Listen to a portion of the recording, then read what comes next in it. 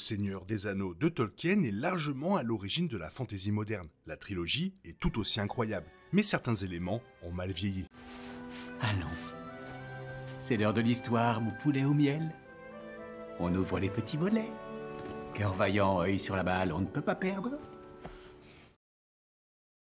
L'idée de Tolkien de créer un conte de fées écrit pour et lu par des adultes a rencontré un succès incroyable et son œuvre perdure encore aujourd'hui. Cependant, comme beaucoup de livres parus dans les années 50, certains éléments de l'œuvre de Tolkien ont mal vieilli. Une franchise comportant des éléments désuets ne signifie pas qu'ils sont mauvais. Ce n'est pas parce que certains éléments sont passés de mode dans la littérature contemporaine qu'ils ne peuvent plus être appréciés. Cependant, certains passages des livres et des films ont mal vieilli car ils sont problématiques et offensants d'une manière qui n'a pas été corrigée à l'époque. L'histoire de Tolkien reste une œuvre phare de la fantasy, inspirant une grande partie de ce qui lui a succédé. Cependant, l'adaptation de son histoire par Peter Jackson ne correspond pas toujours à ses livres.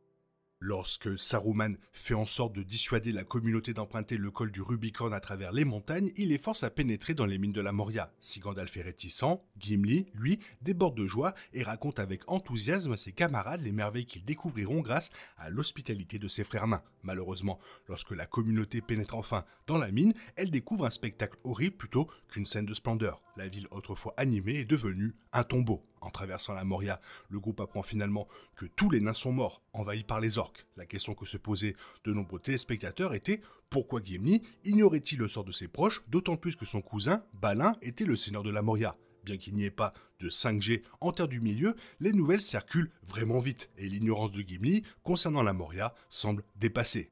L'histoire de Tolkien est une épopée monumentale, riche en détails structurant l'univers. Malheureusement, pour créer une trilogie cinématographique digeste, Peter Jackson a dû supprimer nombre de ces détails. Si les films du Seigneur des Anneaux réussissent remarquablement à inclure tous les événements marquants, malgré ces restrictions, ils laissent beaucoup de choses au montage. De même, ce que les films choisissent d'inclure et d'exclure est quelque peu déroutant. Certaines séquences semblent rallongées alors qu'elles ne le devraient pas, tandis que d'autres sont tronquées alors qu'elles auraient pu bénéficier d'un peu plus de temps. Ces problèmes de rythme sont particulièrement fréquents dans la trilogie du Hobbit, qui peine parfois à étirer le livre en 3 films. Les fans doivent noter que les éditions longues contiennent des scènes formidables, mais ne corrigent pas ces problèmes de rythme. Les adaptations, notamment la communauté de l'anneau, présentent d'excellents effets spéciaux. Des créatures comme les Uruk-hai et des décors comme la comté regorgent de détails riches, impossibles à reproduire par ordinateur. Ces effets spéciaux aident le spectateur à s'immerger dans l'histoire et à s'imprégner des événements fantastiques qui se déroulent sous ses yeux. Toutefois, au fil de la trilogie, la dépendance de Peter Jackson aux images de synthèse s'est accrue. Nombreux sont ceux qui ont souligné que la rendue de l'armée des morts dans Le Retour du Roi avait terni ce qui aurait dû être la bataille épique et décisive de la franchise. La dépendance de Jackson aux images de synthèse n'a fait que s'accentuer dans la trilogie du Hobbit. Même Viggo Mortensen, l'acteur d'Aragorn, l'a remarqué. Mortensen avait déclaré à propos de cette utilisation accrue des images de synthèse qu'au début tout semblait organique, mais petit à petit l'utilisation devenait récurrente, et encore pire, dans la trilogie Le Hobbit. À l'instar d'autres franchises populaires de science-fiction et de fantasy, Le Seigneur des Anneaux est avant tout une histoire du bien contre le mal. Les bons nains, elfes et hommes combattent les mauvais orques, créatures et sorciers et finissent par triompher malgré les difficultés. L'histoire explore rarement le potentiel d'ambiguïté morale d'un individu. Toute personne maléfique reste maléfique, tandis que toute personne héroïque reste héroïque. Bien que les pouvoirs corrupteurs de l'anneau affectent lentement Frodon, les fans comprennent que Frodon lui-même ne se comporte pas ainsi sans l'influence négative de l'anneau. Boromir fait peut-être exception à cette absence de personnage moralement obscur. Il convoite le pouvoir de l'anneau, le prenant presque à Frodon pour son propre profit. Pourtant, au final, Boromir se révèle aussi héroïque que n'importe quel membre de la communauté, se sacrifiant pour Merry et Pipin. Insuffler une certaine ambiguïté morale à la Terre du Milieu pourrait être le plus grand apport à l'histoire. Un autre choix d'adaptation que les films ont hésité à faire est de donner de la profondeur à tous ces personnages principaux. La communauté était un groupe important, la trilogie peine à donner à chaque personnage ses propres moments et son évolution au fil de l'histoire. Si Sam, Gollum et Gandalf comptent parmi les plus grands personnages, tous ne bénéficient pas d'autant d'attention au cinéma. Par exemple, les films réduisent largement Merry et Pipin à un duo de vauriens maladroits, plus satisfaits de fumer et de manger que de participer aux conflits auxquels ils sont confrontés. Bien qu'ils bénéficient tous deux de moments forts dans les deuxième et troisième films, le public ne passe jamais assez de temps avec eux pour que leur histoire forme un véritable arc narratif. De même, les films dépeignent Gimli presque exclusivement comme une machine à blagues capable de briser le suspense, qui a peu d'occasion d'explorer d'autres émotions que l'humour. Le Retour du Roi est peut-être considéré comme l'une des plus grandes adaptations littéraires de tous les temps, remportant même l'Oscar du meilleur film, mais il n'est pas parfait. L'un des rares points que les spectateurs trouvent systématiquement agaçant dans le film est sa fin, qui s'éternise malgré de nombreuses scènes qui auraient pu être de formidables moments de clôture. Après sa conclusion de l'intrigue principale, le retour du roi s'efface 2 fois au noir, pour revenir encore et encore. Une autre fin survient lorsque Frodon, Bilbo et Gandalf rejoignent les elfes dans la Terre immortelle, cette fois avec un fondu au blanc. Malgré cela, le film refuse de s'achever avec une scène supplémentaire décrivant la vie de Sam dans la comté avant le générique. L'un des reproches les plus récurrents concernant les films est que certains personnages des livres sont entièrement supprimés. Des personnages comme Tom Bombadil sont laissés de côté, tandis que d'autres comme Glorfindel voient leur rôle considérablement réduit. À l'époque, l'absence de ces personnages était perçue comme un sacrifice nécessaire pour que l'histoire puisse tenir en 3 films. Cependant, à l'ère du streaming, de nombreuses adaptations littéraires se retrouvent capables d'allonger leur durée de diffusion avec des personnages et des histoires tirées des romans originaux. Par conséquent, l'absence de certains personnages devient de plus en plus insatisfaisant au fil du temps.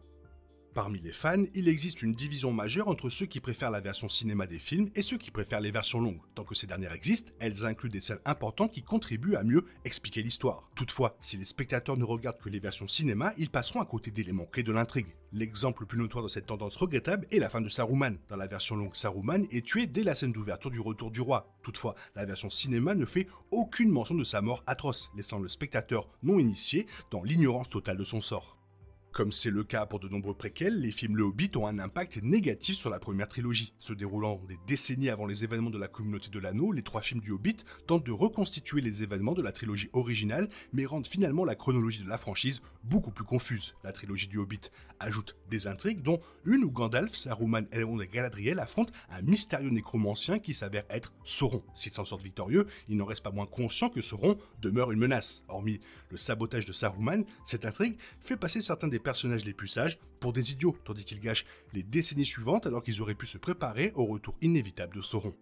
À l'ère des remakes et des reboots incessants, il est malheureusement inévitable que presque toutes les franchises populaires connaissent un reboot dans les années à venir. La série Harry Potter a déjà été confirmée avec HBO, etc. Ce n'est donc qu'une question de temps avant que Le Seigneur des Anneaux ne soit également rebooté. Si les reboots améliorent parfois les originaux, il est très rare qu'ils soient aussi appréciés. Une franchise cinématographique aussi appréciée que Le Seigneur des Anneaux, qui représente le summum des adaptations littéraires, n'a pas besoin d'être rebooté. En fait, un remake aurait très peu de chances de séduire le public autant que les originaux. Pourtant, avec la série dérivée Les Anneaux de Pouvoir, déjà diffusée, un reboot complet du Seigneur des Anneaux est d'ores et déjà acquis.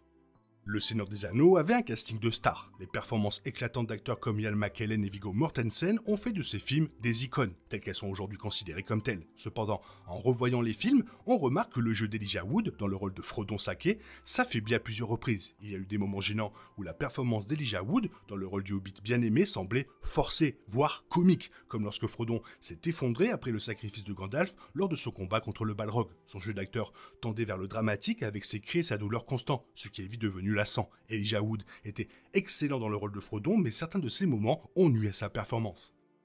Tous les effets visuels et les images de synthèse des films étaient révolutionnaires, remportant même des Oscars. Toutefois, visionnées 2 décennies plus tard, certaines scènes paraissent maladroites et peu raffinées, surtout pour les téléspectateurs d'aujourd'hui, habitués à des images de synthèse plus soignées et plus réalistes. Une séquence particulièrement marquante est le rêve fiévreux de Frodon dans la communauté de l'anneau, lorsqu'il est blessé par la lame Morgul d'un Nazgûl, tandis que Frodon rêvait à Foncombe, un Elrond translucide apparaissait. Cette scène semblait radicalement différente du reste du film et ressemblait presque à un mauvais clip. Elle semblait déplacée et demeure étrange pour les spectateurs d'aujourd'hui. Le Silmarillion et d'autres écrits de Tolkien compilés dans l'histoire de la Terre du Milieu couvrent une grande partie de l'histoire du monde. Certains personnages de ces écrits, notamment l'elfe Glorfindel, font des apparitions mineures, mais influencent à peine l'intrigue avant de partir. Les fans de Tolkien adorent ces apparitions, mais de nombreux lecteurs modernes en sont frustrés. Les lecteurs de fantasy contemporaine, comme le Trône de Fer, sont habitués à voir des personnages persister et apporter des contributions surprenantes à l'intrigue. Bien que cet aspect de l'écriture de Tolkien ait pu mal vieillir sous forme de roman, les apparitions de personnages aléatoires semblent fonctionner dans d'autres franchises, comme l'univers cinématographique Marvel par exemple. Le Seigneur des Anneaux est principalement centré sur une guerre, et les écrits sont écrits par un vétéran. Compte tenu de ces faits, il est étrange qu'aucun des personnages principaux ne meure. En fait, le seul membre de la communauté à connaître une mort définitive est Boromir. Bien sûr, il n'est pas nécessaire qu'un personnage meure pour être affecté par la guerre. Tolkien lui-même le savait très bien. Cependant, le public moderne a l'impression que la mort des personnages et d'autres éléments sombres rendent une œuvre de fiction plus réaliste. Certains lecteurs pourraient trouver une histoire où tous les héros principaux survivent, dépassés par rapport à ce qu'ils attendent des livres plus récents. Les lecteurs d'aujourd'hui apprécient que leurs personnages principaux aient une influence sur leur récit, et ceux qui ne le font pas sont souvent décriés. Dans les deux tours, Merry et Pipin sont des personnages plutôt passifs. Ils commencent le livre capturés par une meute d'orques et le restent jusqu'à ce que les Rohirrim tuent les orques et permettent à Merry et Pipin de s'échapper sans trop d'efforts. Plus tard, ils deviennent les observateurs passifs de la destruction de l'Isengard par les Ents. Même l'équipe de l'adaptation cinématographique des deux tours a pensé que le public serait mécontent de cette représentation des Hobbits et a adapté une histoire pour les rendre plus impliqués. Contrairement à de nombreux médias modernes qui tentent d'accrocher le public le plus rapidement possible, Le Seigneur des Anneaux prend du temps pour construire l'histoire. Dans un paysage de fiction sursaturé, il est logique que les livres fassent tout leur possible pour captiver le lecteur dès le départ. Parce que les livres ont été publiés dans un contexte très différent, ils ne dégagent pas le même sentiment d'urgence. Pour un public habitué aux récits fantastiques commençant par une scène d'action palpitante ou au point culminant du livre, le début de la communauté de l'anneau paraît probablement désuet et lent. S'il était publié aujourd'hui, les lecteurs risqueraient de ne pas comprendre l'explication quelque peu aride de ce qu'est un hobbit, car les habitudes de lecture ont évolué. L'une des dernières scènes de la trilogie montre Frodon retrouvant Gandalf dans Le Retour du Roi, puis rencontrant le reste de la communauté. Comparé au reste du film, cette scène était particulière, car tous les personnages riaient au ralenti, sans échanger le moindre mot. Le ralenti était bien trop long, ce qui rendait le visionnage très étrange. La fin était pleine de cœur et les personnages communiquent beaucoup sans parole, mais ces éléments individuels s'assemblent maladroitement. Dans Le Seigneur des Anneaux, certaines races sont dépeintes comme particulièrement mauvaises, ce qui est un cliché fantasy embarrassant. Les orques, les Uruk et les gobelins, par exemple, n'apparaissent que comme des antagonistes maléfiques, ce qui homogénise une espèce entière de manière plutôt lassante. Tolkien disait « Au commencement, rien n'est mauvais », ce qui est une bonne idée. Cependant, lorsque Le Seigneur des Anneaux dépeint chaque personnage d'une race comme mauvais, il se complète dans une pensée binaire et dépourvue de nuances. Même si les races représentées sont des races de fantasy, l'idée qu'un groupe de personnes soit né avec les mêmes qualités immuables est dépassée. Le Seigneur des Anneaux est en grande partie une histoire mettant en scène des personnages masculins. Les personnages féminins de l'œuvre de Tolkien sont largement mis à l'écart ou définis par leur relation avec les hommes. Selon les standards actuels, ce type de narration n'est plus vraiment viable. Tout comme il est important de garantir une bonne représentation des différentes ethnies, il est également important pour les médias de représenter des personnages de genres différents. Bien que Tolkien ait inclus de grands moments pour ces personnages féminins, notamment Éowyn tuant le roi sorcier, ces femmes ne semblent pas être des individus ayant leur propre vie et leurs propres objectifs. Les lecteurs s'accordent à dire que les romans sont diversifiés, avec un grand nombre d'ethnies représentées dans leur univers fantastique. Toutefois, les films n'ont choisi aucun acteur noir pour incarner ces personnages variés, ce qui se remarque immédiatement avec un rewatch. La diversité au cinéma est plus importante que jamais, et son absence dans les films plus anciens peut nuire à l'expérience du film. Le casting d'acteurs contribue à accroître la visibilité et l'acceptation de toutes sortes d'histoires, et pas seulement celles concernant les personnes blanches. Même si Le Seigneur des Anneaux s'est largement inspiré des mythes nordiques et britanniques, il a été possible d'en accroître la diversité au cinéma, comme en témoigne la série Les Anneaux de Pouvoir. Alors bien sûr, j'adore Le Seigneur des Anneaux, j'adore la trilogie, j'adore les livres, mais par contre le monde évolue. C'est comme ça, c'est la vie, faut s'y faire. Toi, qu'est-ce que tu penses de tout ça? N'hésite pas à me le faire savoir dans la zone commentaire, et sinon, comme d'habitude, un bisou de Hobbit, bye bye. Il est impossible de compter sur les autres de nos jours, on est obligé de tout faire soi-même. Je me trompe? Rien de grave, j'avais tout prévu. Où va le monde, je vous le demande.